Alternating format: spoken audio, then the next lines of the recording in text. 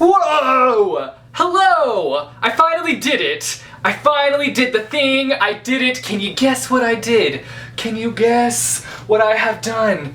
Can you guess? I finally read the first book in the Percy Jackson and the Olympian series. I read The Lightning Thief. I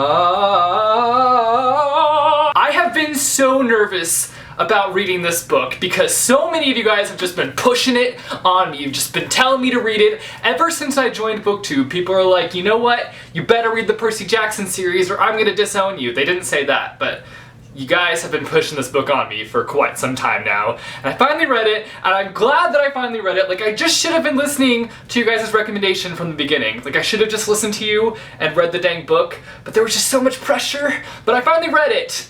And I'm glad that I read it. Like, I really enjoyed this book. It was fantastic. If you don't know what this book is about, I'd be surprised because everybody talks about it. I would highly recommend picking up this book and jumping into the series because it is just wonderful so far. Obviously, I've only read the first book, but I really loved it, and I'm really looking forward to getting into the rest of the series. But that's all I'm going to say that's non-spoilery about this book. I'm going to be jumping into a spoilery section now, so if you have not read this book, then you need to go and read it, and then come back. Alright. Let's jump into the spoilery section.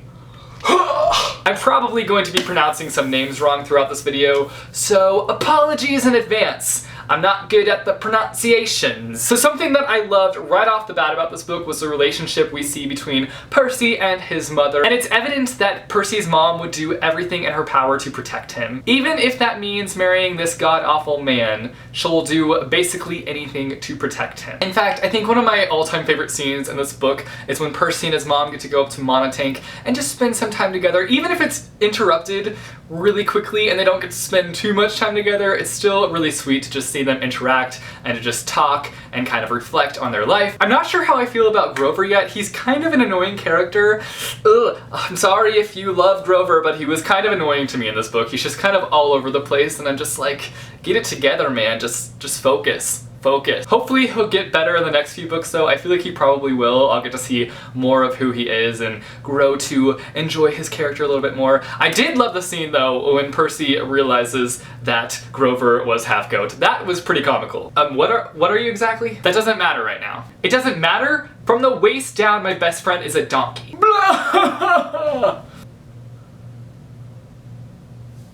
Goat. What?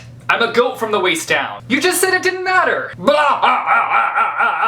I swear, Grover's laugh is really interesting, and that's how I read his laugh, was blah ha ha ha ha. So then we have this heart-wrenching, heartbreaking scene when Percy's mom is taken by one of the monsters, and Percy just gets this brilliant idea, and he's like, oh, you know what? I'm gonna be a bullfighter and reel this monster in that took my mother, and I'm gonna defeat the monster, and I'm just screaming at my book, what are you doing, Percy? You're gonna get yourself killed. Of course, he didn't really hear me, but you know, I tried yelling at him, he just wouldn't listen. But anyways, Percy makes it to Camp Half-Blood. Hey, hey, hey, hey, hey. I was actually kind of annoyed right off the bat with the camp counselor because he just shows no sympathy for Percy and his situation. Like, he just came to the camp after losing his mother to a monster. And also, I felt like the camp counselor just kind of expected Percy to know exactly everything that was happening, and like, no.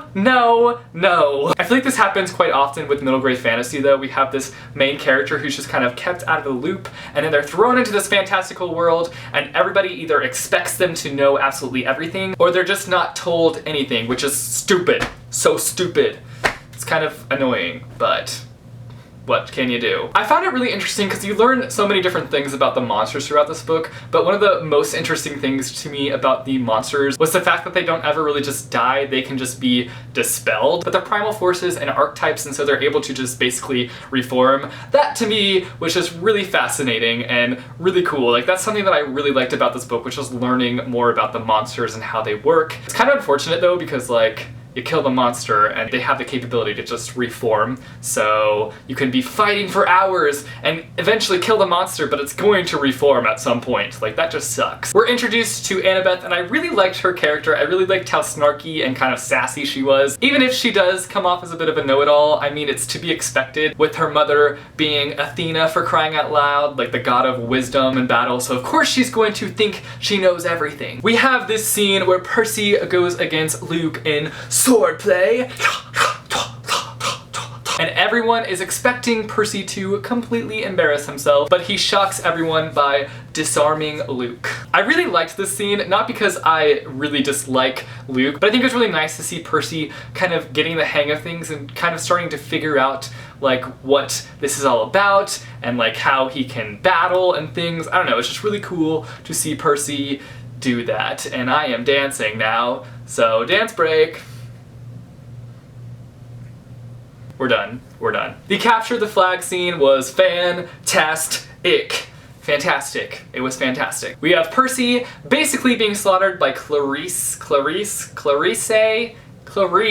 I think is how you say her name, and her cabin mates. But then Percy is shoved into the creek and the water basically just gives Percy life and he's just like, slay, slay, slay. Then we have the moment. The moment everybody was waiting for. Who is Percy Jackson's father? As if it wasn't blatantly obvious by the time it's revealed. Earthshaker, Stormbringer, father of horses, hail Perseus Jackson, son of the sea god. God. Do you guys like that? Yeah. So a lightning bolt has been stolen, and I think that this new kid, Percy Jackson, is the one that stole it, because that makes complete sense. This kid who had no idea that his father was a god, who had no idea about this Camp Half-Blood, yeah, he's definitely the one that stole the lightning bolt. That just makes so much sense. Hashtag not. The Oracle scene was kind of creepy. I feel like if I was Percy Jackson, I would have just like peed my pants approaching the Oracle, because it was just creepy and eerie. Actually, you know what? I feel like if I was Percy Jackson, I would have peed my pants during several moments throughout this book. Especially the moment when I realized that, you know, my dad was a god. That might have been a pee my pants moment. I'm gonna stop with the peeing of the pants moment, because I need to stop. Then we go on this quest with Percy, Annabeth, and Grover. Quest time, come on, grab your friends, we're going on a quest across the land. That didn't really work out that well, but Adventure Time reference. But anyways, the quest was so cool. It's what made this book really adventurous and fun. We have this bus scene where they're reunited with Mrs. Dodds. Not necessarily the best reunion, I'd say. You know, very action-packed reunion. The cafe with Auntie M was really strange and creepy. I feel like the fact that she knew their names and she had all these creepy statues that were very realistic, I feel like it probably should have set off some sort of signal that was like, hey, you probably shouldn't be here. And then we find out she's Medusa and Percy just has to cut off her head. Like, what? What? Okay. Wow. Insanity. We have this arch scene, and I'm not sure why Annabeth and Grover thought it was a good idea to go up the arch without Percy. Like, I feel, again, like this probably should have set off some sort of red flag, like, hey, we probably shouldn't go up the arch without Percy. It's probably not a good idea. And I mean, I guess they showed a little bit of hesitation, but they still went up the arch without Percy, and then Percy ends up having to fight a monster. And holy crap, guys, the fact that Percy jumped off the arch at 630 feet and was just like, dear dad, just please save me right now, please help me. I'm just like, I would not have been able to do that. I would not have been able to do that. You're putting your life in the hands of the Greek god, your dad, that you haven't even met yet. I don't think I would have been able to do it. Again, this would have been another one of those pee my pants kind of moments if I was Percy. So we finally get to Hades, and it turns out that Percy has the bolt in his backpack, the one that Eris gave him. I think Eris gave it to him. Which we later find out Luke was the thief. Stupid Luke. Stupid Luke. I thought the battle between Percy and Eris was super intense, but it was just awesome seeing Percy like come into his own and just harness his abilities and his powers and be like, yeah, I'm the son of the sea god. Splash, splash, splash!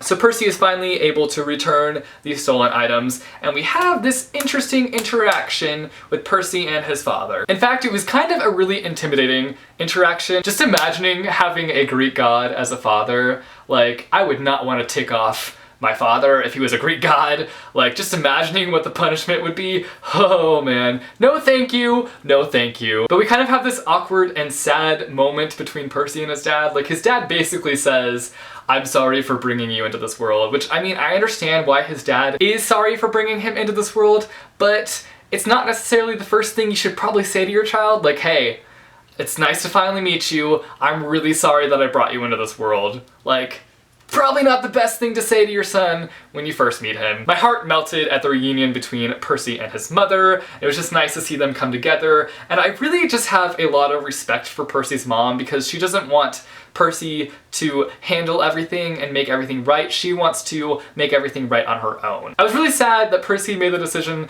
to go home for the summer. Like, obviously he wants to be with his mom and stuff, but I also feel like he just found this place where he belongs, and he realizes that he belongs at Camp Half-Blood, and he's just not gonna stay there over the summer. But either way, those are my thoughts and feelings and opinions on The Lightning Thief by Riordan. Let me know down below what you guys thought about this book. I'm sure that a majority of you guys loved this book, but I would love to hear what your favorite moment was, favorite scene, favorite character, all that jazz. Let me know down below, and I will see you guys soon with a new video. Later.